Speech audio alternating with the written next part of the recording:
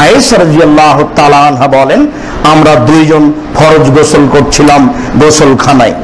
বালতিতে পানি ছিল, দুইজনই পানি নেওয়ার জন্য চেষ্টা করছিলাম, তাড়াহুড়া করছিলাম। আমি বলছিলাম, দা আলী, আরে আপনি ছাড়েন, আমি নি। তিনি বলছেন, আরে আপনি ছাড়েন, আমি নি। এই বিবরণে বলা হয়েছে তখন উভয়ের পরনে কাপড় ছিল না। তিনি দাবি করতেছেন যে উলঙ্গ হয়ে গোসল করা সম্পূর্ণভাবে জায়েজ। এই জাওয়াজের প্রমাণ দিতে গিয়ে তিনি রাসূল করিম সাল্লাল্লাহু আলাইহি ওয়াসাল্লামের একটি ঘটনাকে টেনে নিয়ে আসলেন, যেখানে তিনি বলতেছেন যে হযরত আম্মা জান আয়েশা রাদিয়াল্লাহু আনহা বলতেছেন যে আমরা একদিন গোসল করতেছিলাম এবং আমি বলতেছিলাম, দা আলী, আমাকে সুযোগ দিন, আমাকে সুযোগ দিন। এই হাদিসটির আংশিক অংশ বলে শাইখ আব্দুর রাজ্জাক বিন ইউসুফ দাবি করলেন ওই মুহূর্তে আম্মা জান আয়েশা রাদিয়াল্লাহু আনহা এবং রাসূল করিম সাল্লাল্লাহু আলাইহি ওয়াসাল্লাম উলঙ্গ ছিলেন। নাউযুবিল্লাহি মিন যালিক, নাউযুবিল্লাহি মিন যালিক, নাউযুবিল্লাহি মিন যালিক। আল্লাহ সুবহানাহু ওয়া তাআলা পবিত্র কোরআন মাজিদে বলছেন, ওয়াল্লাযীনা লিফুরুজিহিম হাফিজুন, আর তারাই মুমিন যারা তাদের লজ্জাস্থানকে হেফাজত করে, তবে তাদের স্ত্রী ব্যতীত এবং তাদের অধীনস্থ দাসী ব্যতীত। অত্র আয়াত আম এবং অত্র হাদিসও আম, তথা একজন স্ত্রী এবং একজন স্বামীর পরস্পরের জন্য আওরাত বলে, লজ্জা বলে, ঢেকে রাখার জায়গা বলে কিছু নাই। ইসলামী শরীয়তের দৃষ্টিতে তারা পরস্পরের শরীরের সর্বাঙ্গের দিকে দেখতে পারেন এবং তাকাতে পারেন। এটাই সর্ববিশুদ্ধ এবং সর্বশ্রেষ্ঠ মত। সুনানে তিরমিজির এক হাদিসে এসেছে, হযরত মুআবিয়া বিন হায়দা রাদিয়াল্লাহু তাআলা আনহু তিনি রাসূল করিম সাল্লাল্লাহু আলাইহি ওয়াসাল্লামকে জিজ্ঞাসা করেছিলেন, ইয়া রাসূলুল্লাহ, যে আমরা কখন বিবস্ত্র হতে পারবো আর কখন পারবো না? তখন রাসূল করিম সাল্লাল্লাহু আলাইহি ওয়াসাল্লাম বললেন যে তোমরা নিজের স্ত্রী এবং নিজের অধীনত দাসী ছাড়া অন্য কারোর কাছে তোমরা এভাবে উলঙ্গ হবে না, বিবস্ত্র হবে না।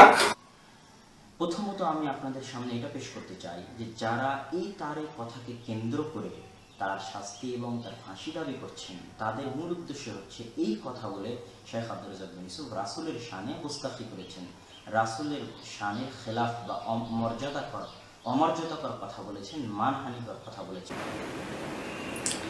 তিনি যদি উপরোক্ত হাদিস পরিপূর্ণভাবে পড়তেন তাহলে এমন জঘন্য অপবাদ আম্মা জান আয়েশা রাদিয়াল্লাহু আনহা এবং লজ্জাশীলতার শিষ্টাচারের যিনি প্রতীক ছিলেন আমাদের প্রিয় নবী রাসূল আরবি সাল্লাল্লাহু আলাইহি ওয়াসাল্লামের উপরে এমন জঘন্য অপবাদ তিনি আরোপ করতে পারতেন না। এবার আসুন আমরা দেখব যে হযরত মুহাম্মদ সাল্লাল্লাহু আলাইহি ওয়াসাল্লামের এই হাদিসের ক্ষেত্রে, এই হাদিসের অনুবাদ করার পর শেখ আব্দুর রাজ্জাক বিন ইউসুফ যে বলেছেন বিবরণে বোঝা যায় তাদের পরনে কাপড় ছিল না, সেই বিবরণে তিনি কিভাবে বুঝলেন এই হাদিস থেকে যে তাদের পরনে কাপড় ছিল না?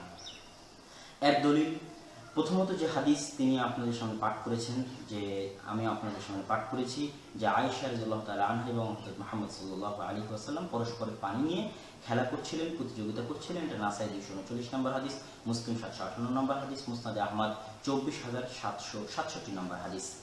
এই হাদিসের বিবরণে কিভাবে বোঝা গেল যে তাদের পরনে কাপড় নাই? এর দলিল সহিহ ইবনে হিব্বান 5577 নম্বর হাদিস। সহিহ ইবনে হিব্বানের 5577 নম্বর হাদিসের রাবি উতবা বিন আবি হাকিম তিনি তার উস্তাদ সুলাইমান বিন মুসাকে জিজ্ঞেস করছেন যে কোনো ব্যক্তি কি গোসল করার সময় স্বামী স্ত্রী কি পরস্পরের লজ্জাস্থানের দিকে দেখতে পারে? তখন সুলাইমান বিন মুসা বলছেন, আমি আমার উস্তাদ আতা রাহিমাহুল্লাহকে একই প্রশ্ন জিজ্ঞেস করেছিলাম। তখন আতা রাহিমাহুল্লাহ আমাকে বলেছিলেন যে আমি হযরত আয়েশা উম্মাহাতুল মুমিনিন, আমাদের মা আম্মা জান আয়েশা রাদিয়াল্লাহু তাআলা আনহাকে একই প্রশ্ন জিজ্ঞেস করেছিলাম যে কোনো ব্যক্তি কি গোসল করার সময় স্বামী স্ত্রী কি পরস্পরের লজ্জাস্থানের দিকে তাকাতে পারে? তখন আয়েশা রাদিয়াল্লাহু তাআলা আনহা এই হাদিস পাঠ করেন, যে হাদিস আপনাদের সামনে শেখ আব্দুর রাজ্জাক বিন ইউসুফ বক্তব্য পড়েছেন এবং আমিও পড়েছি, যে আয়েশা রাদিয়াল্লাহু তাআলা আনহা এবং রাসূল সাল্লাল্লাহু আলাইহি ওয়াসাল্লাম একই পাত্র থেকে গোসল করছিলেন এবং পরস্পরের খেলাধুলা করছিলেন পানি নিয়ে।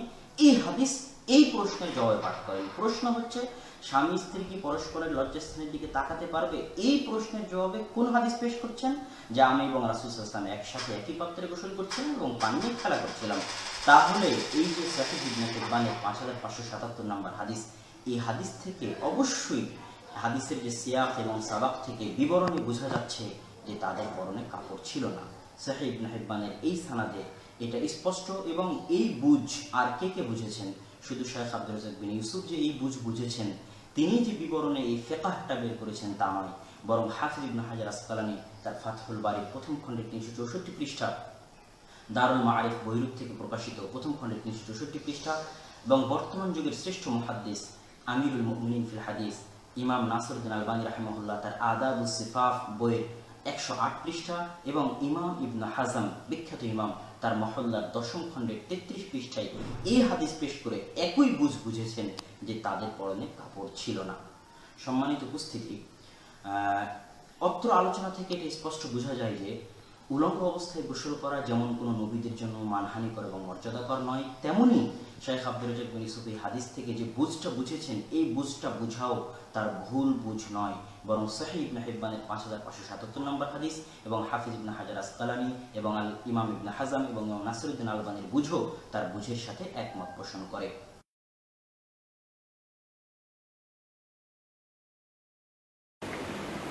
একজন নাস্তিক মুরতাদ নবীর উপরে এমন জঘন্য অপবাদ আরোপ করলে যদি আমরা প্রতিবাদ করতে পারি, তাহলে দ্বীনের নামে, ধর্মের নামে, হাদিসের নামে যারা মসজিদে দাঁড়িয়ে এমন জঘন্য অপবাদ আরোপ করে তাদের বিরুদ্ধে আরো কঠোরতর শাস্তি হওয়া উচিত। আমরা সমস্ত মুসলমানদেরকে অনুরোধ করব, এরকম ভণ্ড শায়েখদের বক্তৃতা শোনা থেকে নিজেরা বিরত থাকবে। যে সমস্ত ভাইয়েরা অনলাইন এবং ফেসবুকের সাথে সম্পর্ক রাখেন তারা অবশ্যই জানেন যে এটা একটি উদ্দেশ্য প্রণোদিত এবং তারা এটিকে সামনে রেখে শেখ আব্দুর রাজ্জাক বিন ইউসুফকে হেনস্থা এবং অপমান করতে চায়। যতটা না তাদের নিয়তে সঠিকতা এবং সঠিক জিনিসকে তুলে ধরার ইচ্ছা যতটা না তাদের নিয়তে রয়েছে, তার চেয়ে বেশি রয়েছে অন্য একজনকে অপমান করা। আমি আপনাদের নিকটে এই কথা স্পষ্টভাবে বলতে চাই যে যারা শেখ আব্দুর রাজ্জাক বিন ইউসুফের এই বক্তব্যকে কেন্দ্র করে তার বিরুদ্ধে লিখছেন এবং বলছেন, তারা আল্লাহকে ভয় করুন এবং কিয়ামতের দিনের বিচারকে ভয় করুন। কেননা আপনারা শেখ আব্দুর রাজ্জাক বিন ইউসুফের বিরুদ্ধে তাকে হেনস্থা করার জন্য, তাকে অপমান করার জন্য উদ্দেশ্যপ্রণোদিতভাবে এই বিষয়গুলোকে কাজে লাগাচ্ছেন। অথচ আপনারা একটু পড়াশোনা করলে, একটু জ্ঞান রাখলে, একটু হাদিস কোরআন পড়াশোনা করলে, ওলামায়ে কেরামের মন্তব্য দেখলে বিষয়টা আপনাদের নিকটে ক্লিয়ার হবে। আল্লাহ সুবহানাহু ওয়া তাআলা আমাকে এবং আপনাদেরকে সুমতি দান করুক, এই দোয়াই করি। আল্লাহুম্মা আমিন। ওয়া আখিরু দাওয়ানা আলহামদুলিল্লাহি রাব্বিল আলামিন। আসসালামু আলাইকুম ওয়া রাহমাতুল্লাহি ওয়া বারাকাতুহু।